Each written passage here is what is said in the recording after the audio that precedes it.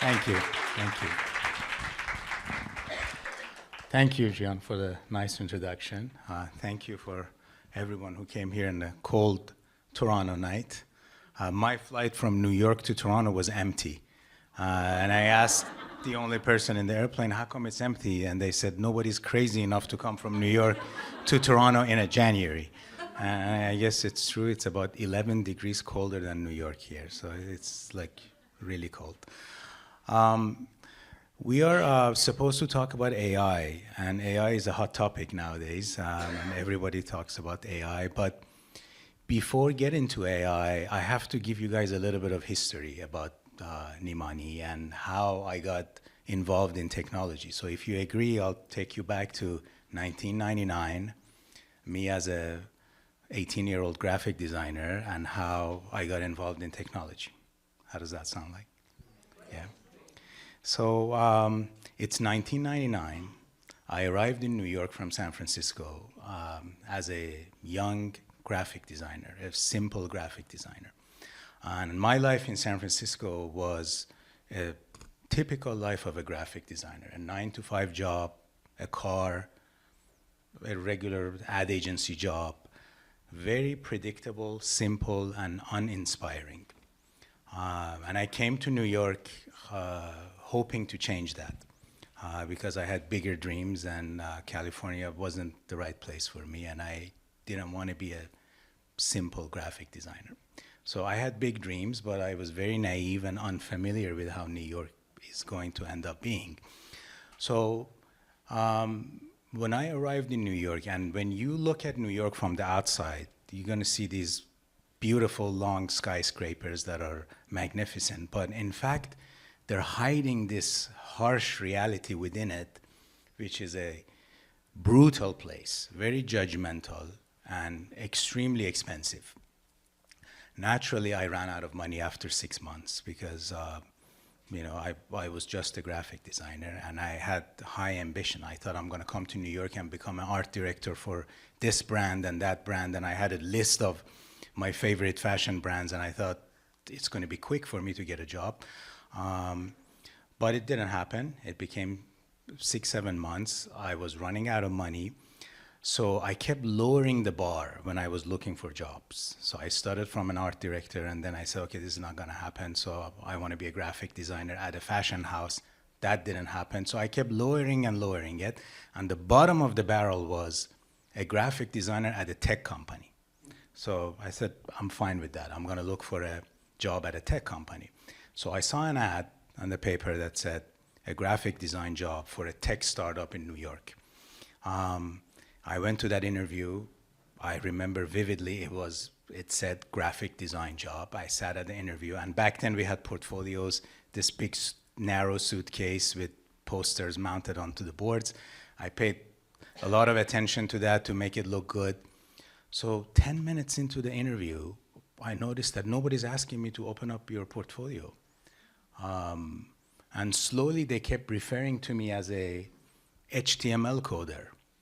And they're like, so you're, for this web design job, you know JavaScript? And I'm like, what are you talking about? I'm a graphic designer. I'm here to get a graphic design job.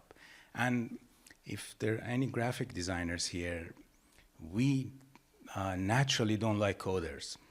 And whenever we see a bad design, we say a programmer did that, or a HTML coder did that. So there is a taboo in the whole design community that whatever is bad, an HTML coder or a JavaScript person did it.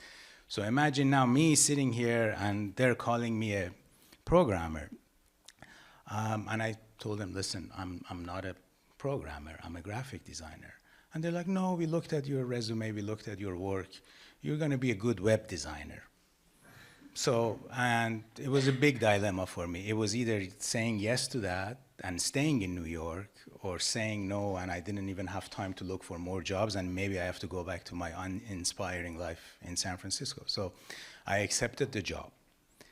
And that interview was a changing moment for me, and my first forced marriage to technology.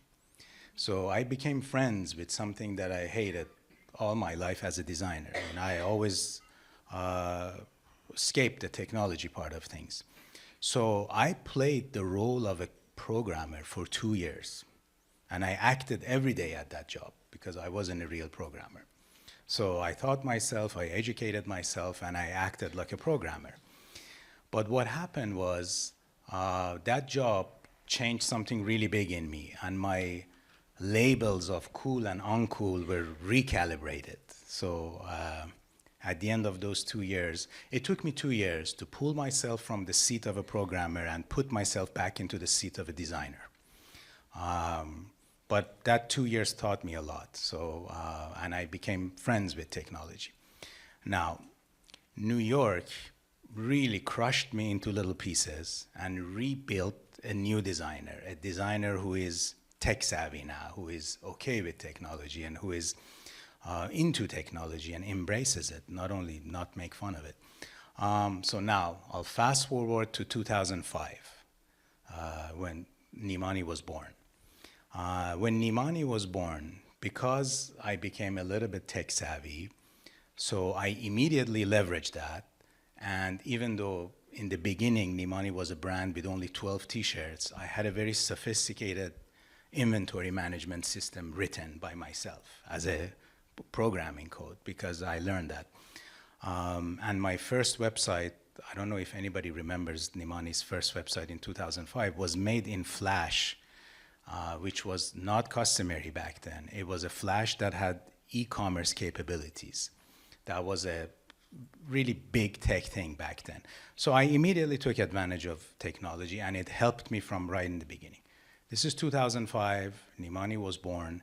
Now we fast forward to 2020, a few years ago, when NFT and cryptocurrencies and all of that happened. So immediately right after NFTs, I realized that we know the technology, we're gonna hire some blockchain programmers, and we're gonna take advantage of this as well. And we did. We released the first rounds of NIMANY NFTs, and we generated some revenue, and it was fantastic. But that faded really quick, the whole NFT thing. As soon as it faded, a monster took its place that we called artificial intelligence. So all of a sudden, nobody's talking about cryptocurrencies anymore, and now everybody's talking about AI. AI this, AI that, this is done by AI. And at that time in 2020, the codes weren't available to public, like people were running locally on their computer. And we wanted it, and we were aware that there's such technology exists out there. So I immediately went into exploring AI and how AI can help us as a brand. Now, this is 2020, 15 years after the first day of NIMANY.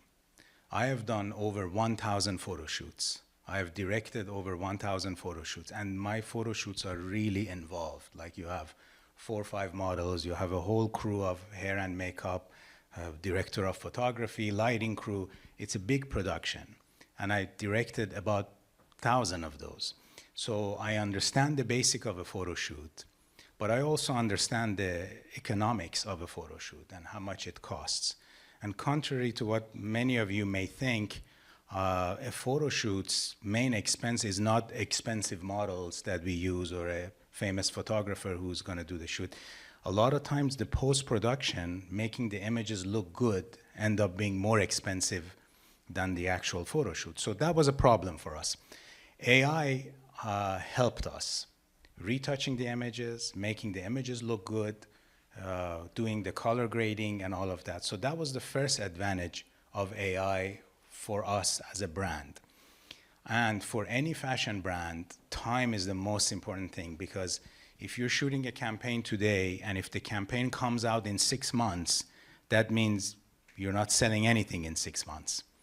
If the campaign is coming out in a week, that means you can start selling in a week. So time is very important. So AI helped us really narrow down the time of coming to public, coming to social media and Instagram and TikTok and whatnot. So the campaign was shot a week after because everything was done with AI. The retouching was done with AI, color correction done with AI. So that was fantastic. And on top of it, we saved a lot of money because these agencies that do post-production, the bill can get really crazy, way more than a photo shoot itself. So that's the first advantage of AI that I can tell you guys as a personal experience. But just to give you guys a big picture, the fashion industry today as a whole, luxury industry and fashion industry, throws away 90 billion garments every year, throws in the garbage. That's 30% of the entire production of fashion and luxury market. And with all this sustainability and all of that, they only recycle 1% of it. So from the 90 billion that they throw away, only 1% gets recycled. And that's a whole nother topic because the cost of that 1% being recycled is crazy. So why do you think so many items gets thrown away? Can anyone guess why? Right, so it's because designers designed with the wrong color, with the wrong style. Because the fashion forecasting companies, the ones that tell us what colors are in, what colors are not in, they're too late because human does that research. A bunch of guys sit around each other and they do research. They go talk to people, they conduct surveys and all of that, and they find out in 2025, silver is going to be the new color, brown is no longer the color, and all of that. But by the time they put the report together and give it to us as a designer, and we design, and the design comes to the market, 8 months have passed, trend has changed. So what happens? The market is flooded with the clothing in the wrong color, so everything goes to the garbage from Zara, H&M, and all the fast fashion companies. So this is a huge waste. So what happened now?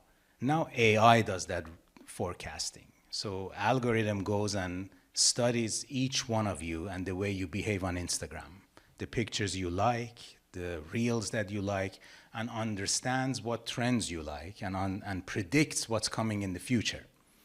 So now that report that we used to pay $100,000 a year to be subscribed to it is free, and it's done by AI. So AI gives us a PDF. The PDF tells us these colors are in, these kind of handbags are in, these kind of clutches are in, and it's very quick. And we can act upon it quick. Therefore, the wastage is going to get reduced. We're not going to design in colors that no one wants in 6 months. So that's the second advantage. That's still not for us because we're not that big of a brand. For a fashion industry as a whole, the wastage is going to get really reduced. Now, both of these advantages, the first one and the second one, were problem-solving advantages. Now, what about the fun stuff that AI gives us? Now, designers know that we have a conversation with a designer and a producer. I have this every day in our office that I have all these crazy ideas. I want a white horse in the middle of Times Square with a beautiful model holding a clutch, riding the horse, and my producer says, "Are you crazy? We can't get a permit to bring a horse, and then what do we do with animal rights activists, and what do we do with this, and what do we do? Forget it. Just do a regular shoot at the studio." This conversation is standard conversation with every single design house in the world. AI has changed that. Now I can do a photo shoot in the moon. I can have a girl in the moon riding a rainbow, holding a clutch, whatever I want. And that's the beauty, that's the exciting part. If you look at Nimany's Instagram and compare it to a year and a half ago, it looks very different because now whatever I want, I can do. Back in the day, it was very difficult to do something really crazy as a photo shoot. We had to do everything in the studio with a guideline and this and that. And I'm very, very, very specific with models. And I usually go through thousands and thousands of girls to pick the one I want. Now I can make the one that is not perfect to look perfect with AI. It's not a big deal. So the third one, which is the fun part for me, is really exciting. Now, many of you may say AI is not good because it's going to kill our jobs. It's going to take away jobs from designers, and a lot of people are going to be jobless because of that. I don't think so, because there is a part of a designer's brain that can never be replaced with AI, because us as humans, we go through an up and down. You know, maybe in one day, in a course of 24 hours, In the morning, you're happy, you're inspired by the beautiful architecture of New York. And on the same night at 3 a.m., you wake up with some existential crisis, doubting your entire artistic direction, and you want to destroy everything. We have no choice. It's the nature of human beings. We go up and down. And artists, when they go up and down, they create. When they're unhappy, they create. When they're happy, they create. AI can't do that. AI can't fall in love. AI can't get hurt. And they cannot react to that. At least now, I don't think AI can do that. And one example that I can tell you, one of my favorite fashion designers, Alexander McQueen, the guy had a very rough childhood. He had major trauma during his childhood. And because of that, he creates these darker collections. There's a lot of skulls. There's a lot of black and red. A lot of people look at it and be like, it's scary, it's dark. I call it beautiful. But as an artist, he has the ability to process life events in a very unique way. The guy experiences really sad stuff, and then he created. I don't think AI can do that. I don't think AI can go through life events up and down and create like that. I think AI can help us accelerate everything, be super quick, reduce the process, reduce the cost. And now we are faced with a lot of designers, and maybe a lot of you, that every time you see anything AI, you say, this looks fake, this looks cheesy, this looks AI, this looks not right. And because of that, a lot of people undermine AI. They say it looks horrible, it looks AI. First of all, the reason that doesn't look good is because somebody used AI in the wrong area. You really have to design first, bring something out of your heart, and then use AI to make it look better. If you're lazy and you want to use AI from the beginning till the end, it's going to end up looking not good.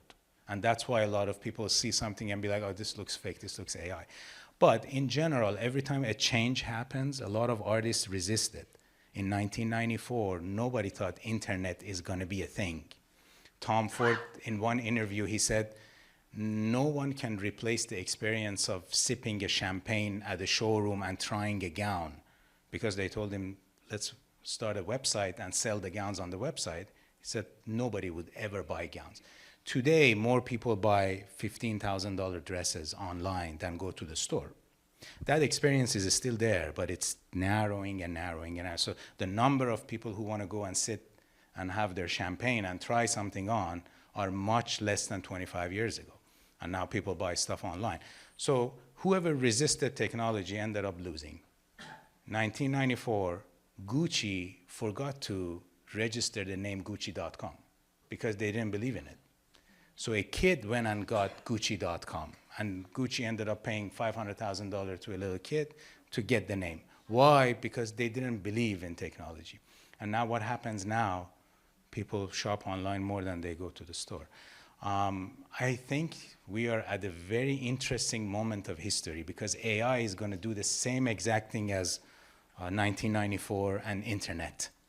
And if we really undermine it right now and make fun of it, we're going to be the loser. And a lot of my friends are worried every day. They're like, we're going to be jobless in 5 years. I don't think a good designer is going to be jobless. I really don't think so. But AI is like a medicine. You have to know exactly where to use it and how much of it you use, so it's not excessively used and it doesn't look wrong. But in general, I see it as a very positive thing. Yes, post-production agencies are going to go out of business, the ones that charge you a lot for color correcting and retouching a face and all of that. But instead, we're going to have new agencies. We're going to have new AI agencies, and new people are going to give us services. New jobs are going to happen. McKinsey report came out with a report that in the next 5 years, fashion industry as a whole is going to generate extra $275 billion because of AI. $275 billion extra to what fashion industry makes. So that's a huge number.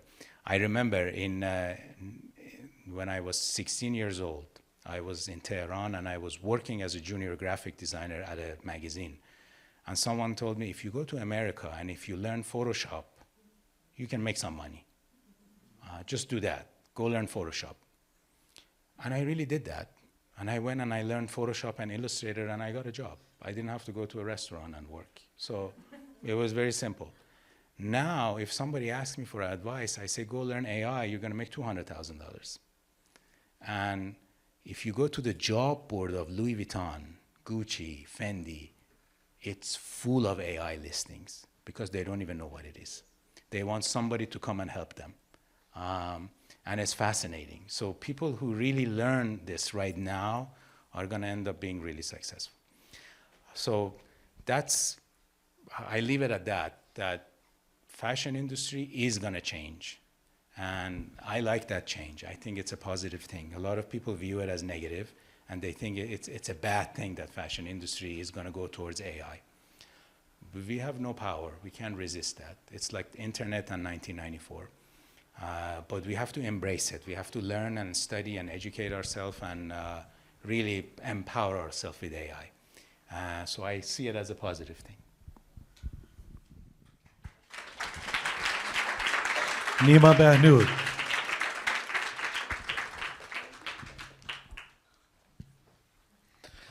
Great talk.